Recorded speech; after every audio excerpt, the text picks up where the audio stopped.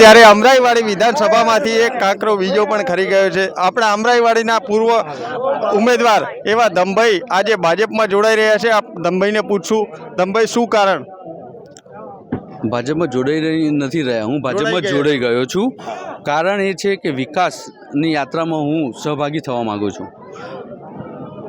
જાહેર જીવનમાં રહેલો છું, કેટલા ટાઈમથી હું વિધાનસભાનું ઇલેક્શન પર લડ્યો છું। મારી જનતા, અમરાઈવાડીની જનતા અને મારા સમર્થકોના ન્યાય માટે અને વિકાસની યાત્રામાં શ્રી નરેન્દ્ર મોદી સાહેબ જે આપણા વડાપ્રધાનશ્રીનું જે વિઝન છે, આપણા ગૃહમંત્રી શ્રી અમિતભાઈ શાહ સાહેબનું જે સંગઠન છે, CR પાટીલ સાહેબનું જે બૂથ મેનેજમેન્ટ પેજ પ્રમુખની જે આયોજન છે અને જે સંકલ્પ છે કે 2024-26 ગુજરાતની લોકસભામાં જે 5 લાખથી પણ વધારે લીડથી જીતવાનો જે સંકલ્પ છે, એ આ મોટા સંકલ્પમાં હું થોડોક કાર્યકર્તા તરીકે સહભાગી થવા માગું છું અને એ સંકલ્પ 100% સાકાર થશે। એ 5 લાખની લીડમાં શું દમભાઈ રેસમાં છે?